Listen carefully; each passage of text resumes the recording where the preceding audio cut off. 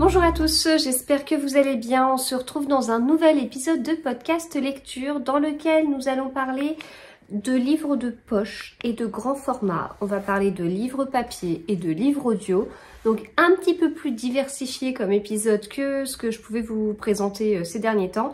Et en plus de ça, ça va être des thèmes très différents. Il y aura seulement un roman policier, ce qui me ressemble pas trop. Il y a eu un livre audio que j'ai adoré, un avec lequel j'ai beaucoup moins accroché, et une découverte, une sortie de ma zone de confort qui a été hyper positive. Voilà. Donc j'espère que ce programme vous plaît. Et voilà, installez-vous bien, c'est parti. Alors, les livres dont je vais vous parler. Les voici.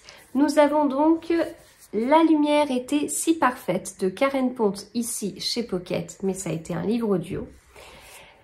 1, 2, 3 d'Agatha Christie dans cette version, mais je vous parlerai d'une autre version après. L'abri de fortune de... Non, c'est Un abri de fortune d'Agnès Ledic chez Albin Michel. C'était un livre audio. Pour ma part, et puis Des lendemains qui chantent d'Alexia Strezzi chez Flammarion.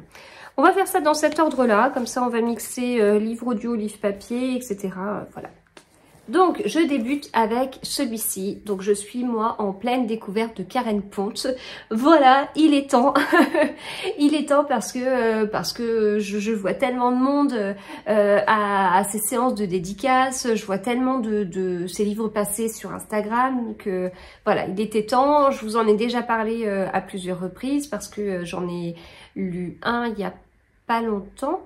Oui, j'en ai lu un il n'y a pas longtemps, puis il y a eu sa soirée de lancement aussi. Enfin, voilà, je vous ai parlé de tout ça assez récemment.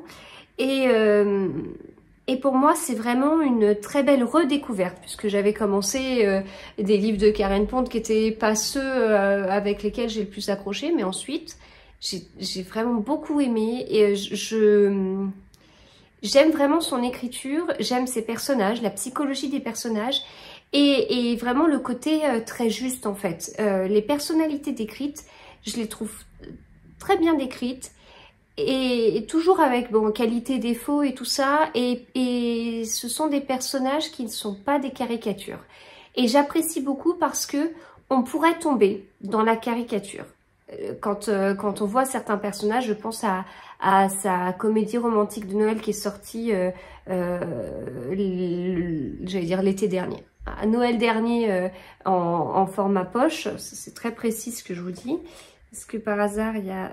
si vous reprendrez bien un peu de magie pour Noël, eh bien celui-ci, j'ai beaucoup aimé. Je trouve que les personnages auraient pu devenir très vite caricaturaux. C'était pas le cas. C'était pas le cas du tout. Et c'était très chouette.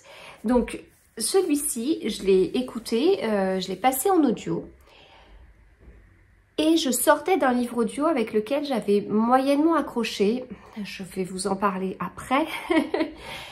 et donc, quand j'accroche moyen avec un livre audio, tout de suite, je suis comme ça. Je me dis, c'est peut-être parce que j'étais pas assez concentrée.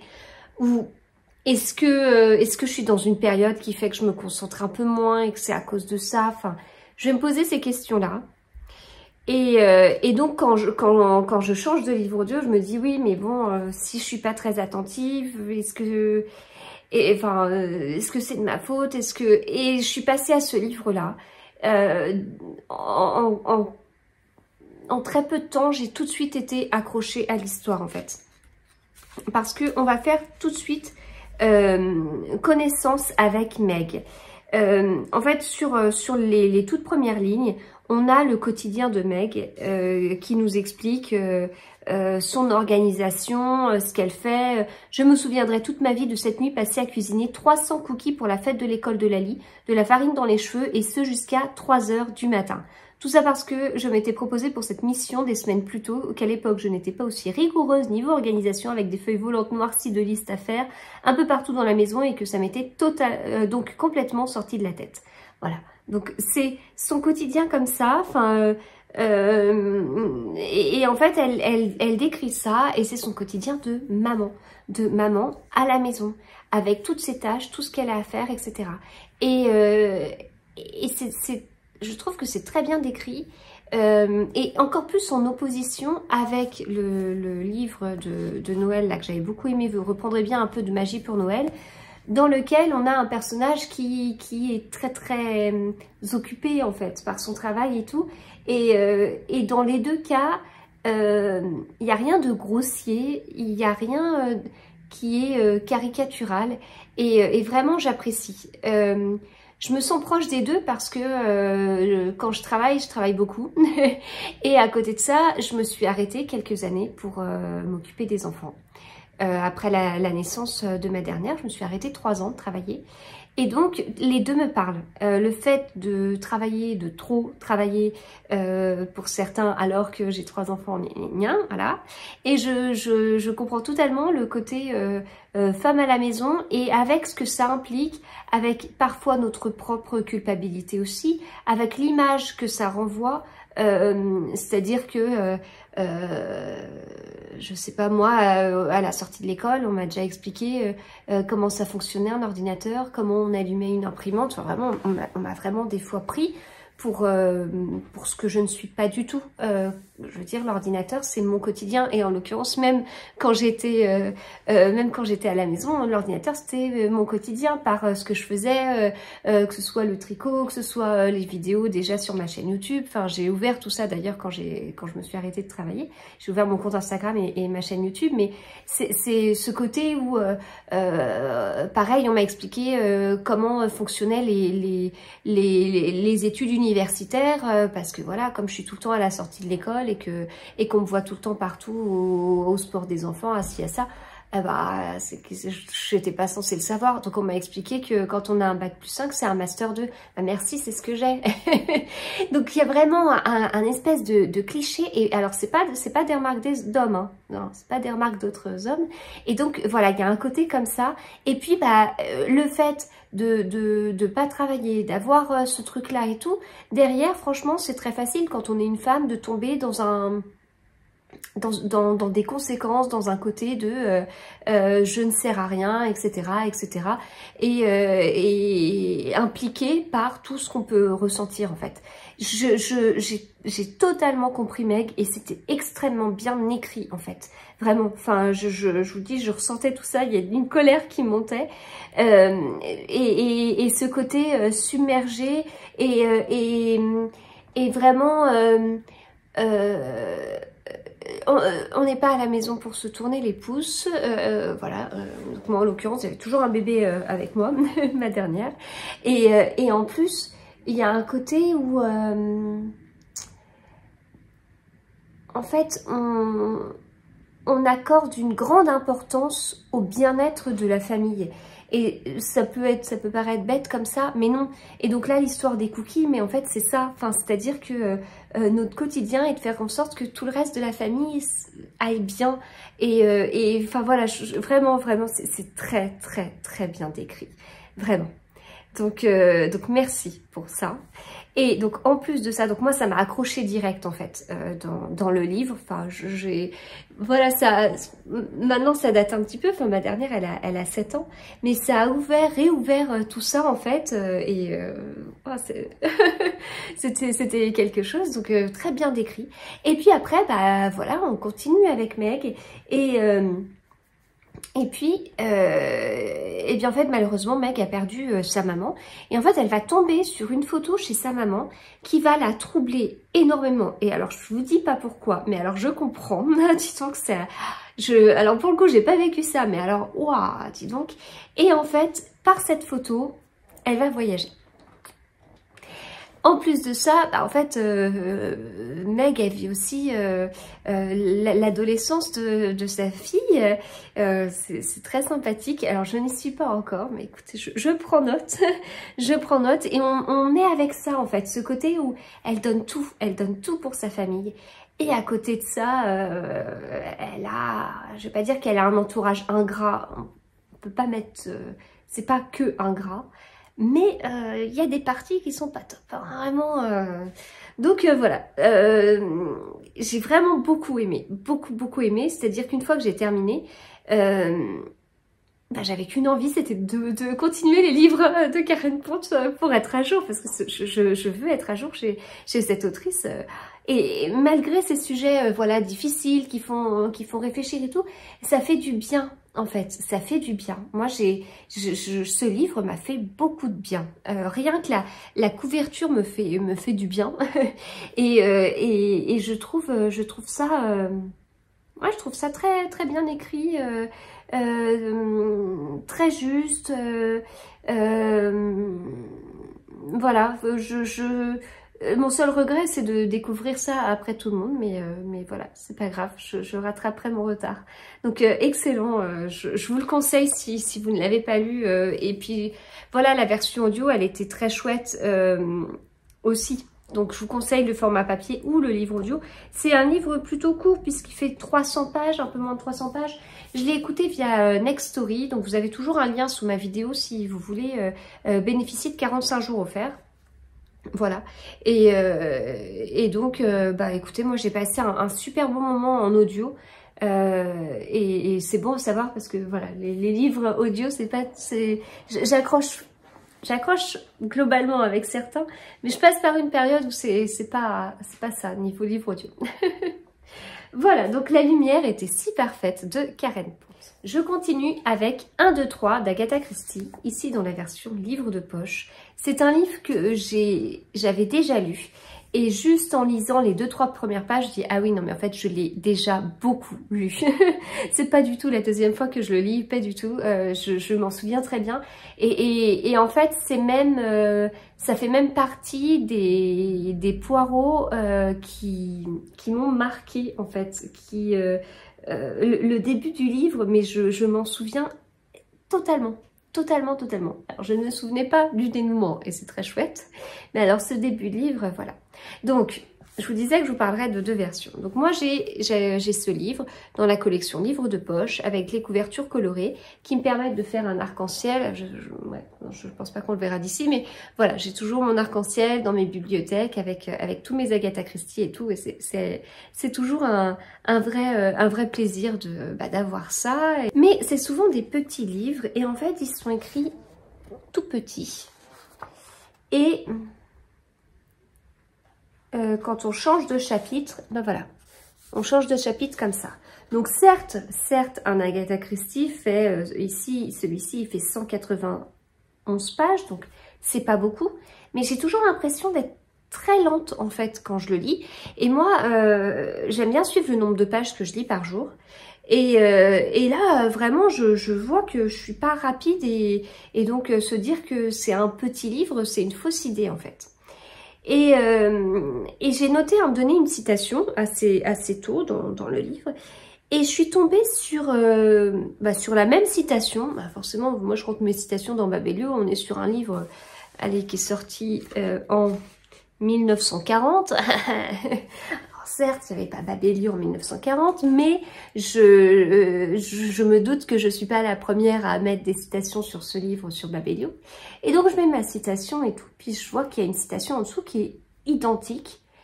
En tout cas, le sens est totalement le même, mais les mots sont différents. Et en lisant cette citation, je la trouvais beaucoup plus accessible.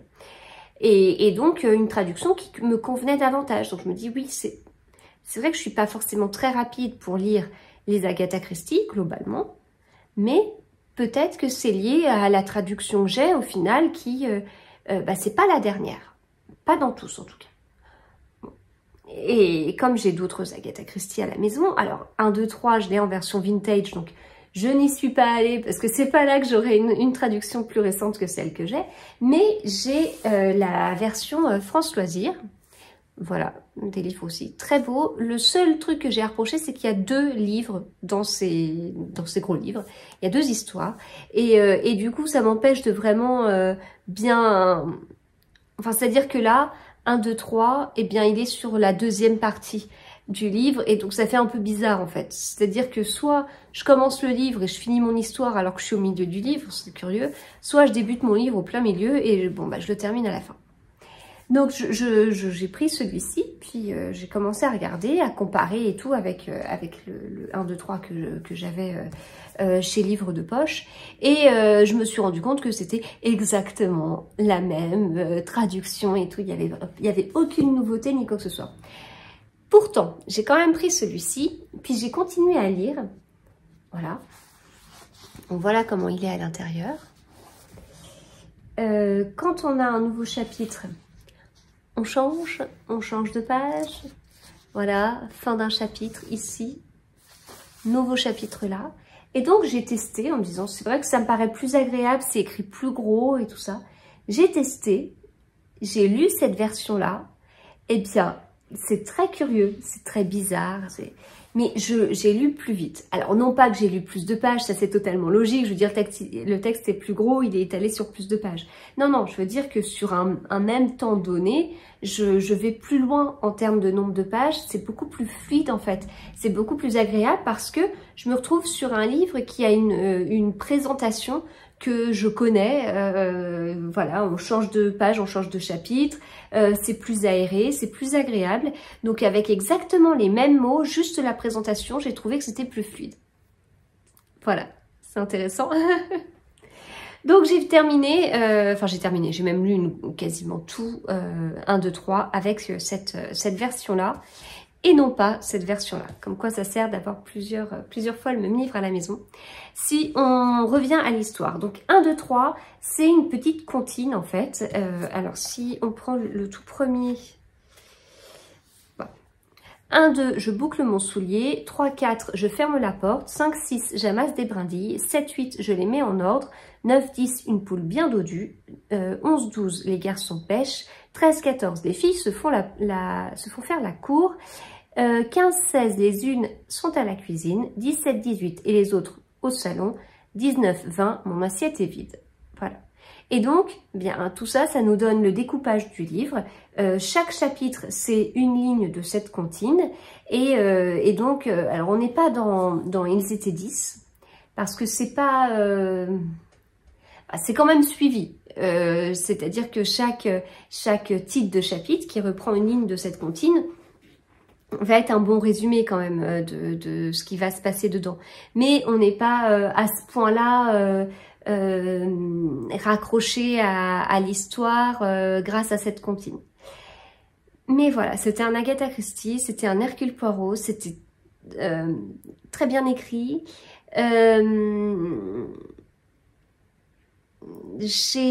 Pour moi, c'est un Agatha Christie classique. Donc vraiment avec Hercule Poirot qui, si possible, arrive assez tôt, qui va bien enquêter, et puis petit à petit qui va trouver le meurtrier, etc. Mais on retrouve les étapes habituelles. Enfin, vraiment, moi, ce que j'apprécie beaucoup chez Agatha Christie. Et en fait, l'histoire commence avec Hercule Poirot qui va chez le dentiste. J'ai relevé plein de citations sur ça parce qu'il y a plein de trucs disant, voilà, même si on est un grand homme, faut quand même aller chez le dentiste, ou on est tous égaux face au mal de dents. Ah, moi, j'ai vécu une grosse période de dentiste. D'ailleurs, c'est pas terminé, mais je traîne pour faire la suite. C'est la première fois que j'ai expliqué au dentiste que là, j'allais arrêter les rendez-vous parce que j'en ai ras-le-bol de me faire charcuter tous les mercredis après-midi chaque semaine. Et donc j'étais en plein dans ça, vraiment avec des douleurs, enfin des douleurs à chaque réveil pendant je sais pas combien de temps. Bref, j'ai vécu des choses un peu compliquées en plein milieu de tous les événements littéraires. Les soirs, j'arrivais, j'avais des fois tellement mal aux dents. Enfin, et donc on commence avec un dentiste et avec toutes ces citations de douleur et tout, ça tombait très bien.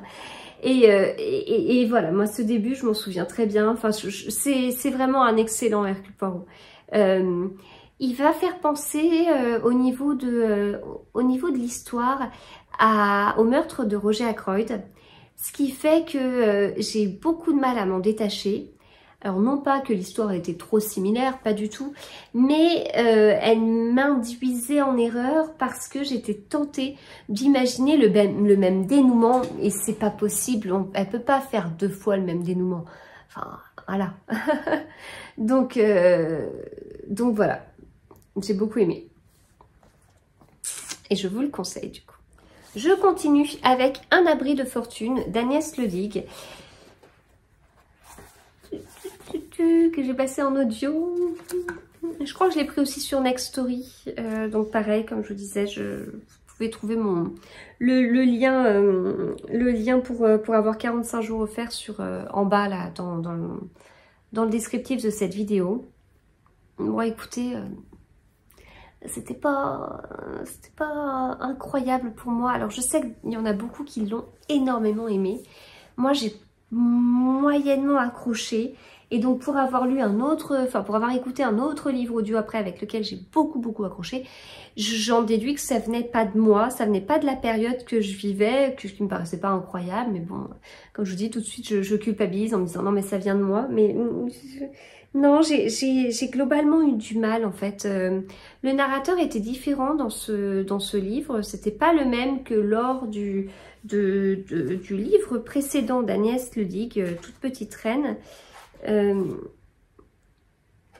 Est-ce qu'on le voit? La toute petite reine, voilà. Donc on retrouve certains personnages, ça c'est drôle, mais c'est pas le même narrateur. En fait, le narrateur du livre audio de La toute petite reine, c'est une femme, alors que là c'était un homme. Et j'ai accroché avec certains personnages, mais pas tous. Il y a beaucoup de sujets qui sont abordés dans ce livre, voilà, des choses qui prêtent à réflexion vraiment, enfin des sujets très durs, très lourds et tout ça. Et il y a des choses qui se sont passées que j'ai eu du mal à comprendre que ce soit là. Voilà. J'étais un peu surprise en fait, un peu déroutée. Et ça m'a un peu perdue, je pense. En tout cas, ça n'a pas contribué à me raccrocher à cette histoire. Mais voilà, c'est comme ça. On n'est pas obligé de tout apprécier et tout. Donc moi, c'était une autrice que je voulais vraiment découvrir. J'ai découverte avec La toute petite reine et avec ce livre-là, donc Un abri de fortune. Je suis contente de l'avoir fait. Maintenant, quand on me dira Agnès Ledig, je verrai, enfin, je comprendrai mieux. Enfin, voilà. Pour moi, c'était important d'en savoir davantage, mais voilà, c'est pas un livre que je garderai longtemps en mémoire. C'est pas un livre qui m'a bouleversée ni quoi que ce soit. Alors, bon, il y a certains passages, il y a certains passages qui sont très émouvants, mais ça ne fait pas tout le livre non plus. Voilà. Donc, Un abri de fortune d'Agnès Ledig. Et je termine avec une sacrée découverte, Des lendemains qui chantent d'Alexia Strezzi chez Flammarion.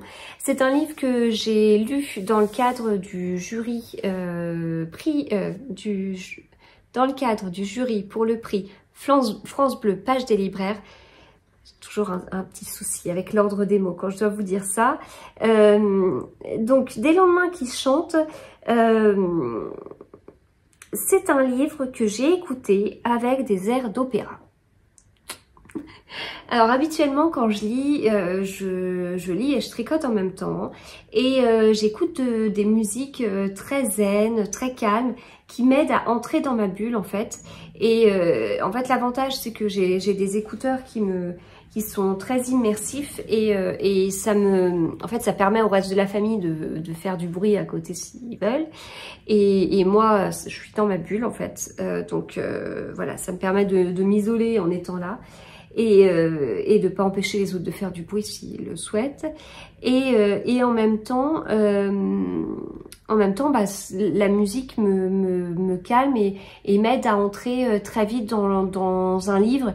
Alors non pas quand c'est un nouveau livre, mais en tout cas quand j'ai eu une journée de travail, voilà, comme tout le monde, et ben le soir, parfois j'ai un peu du mal à couper. En fait, grâce à ça, grâce à la musique et tout, ça m'aide à couper.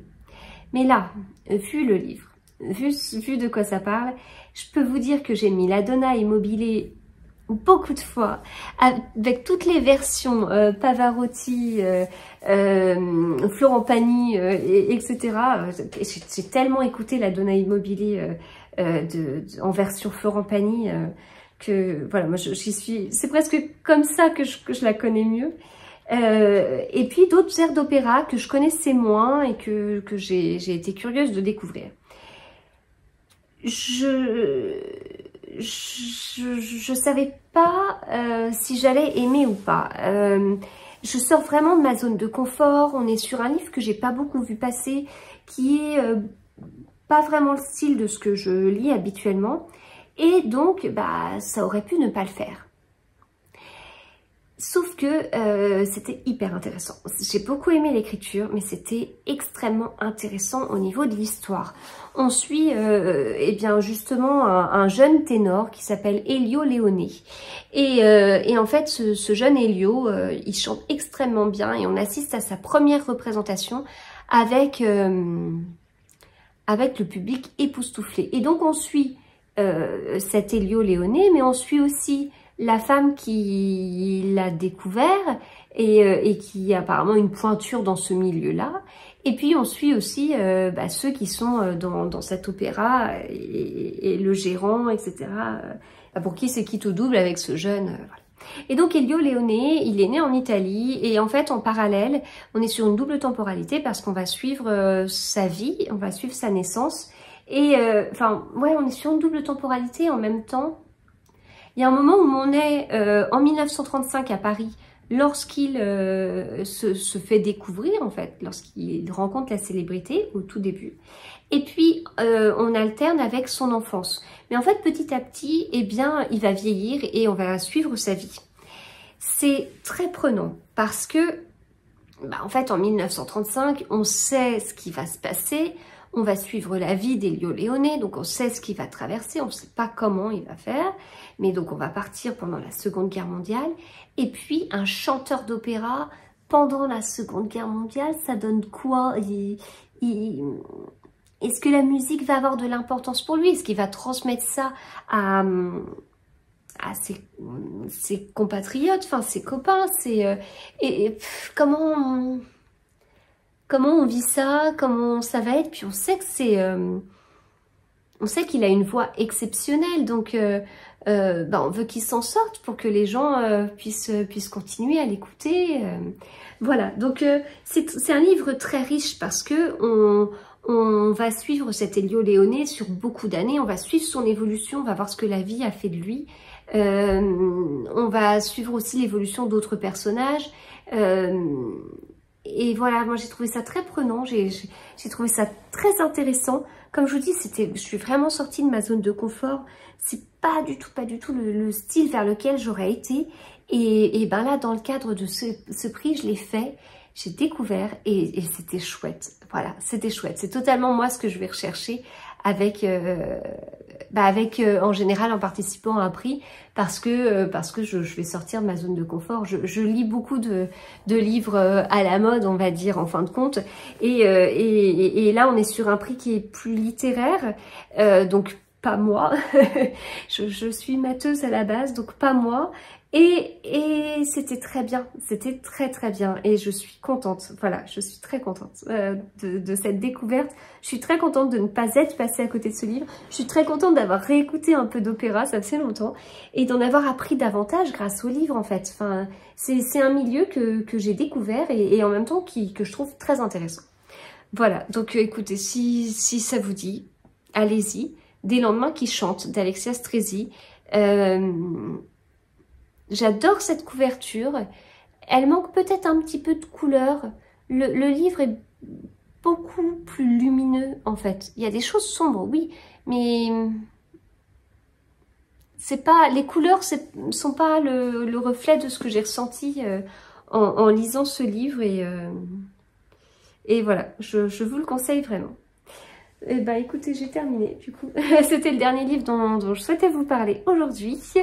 J'espère du coup que ça vous a plu. Et puis je vous souhaite de très bons moments lecture et on se retrouve très vite. À bientôt.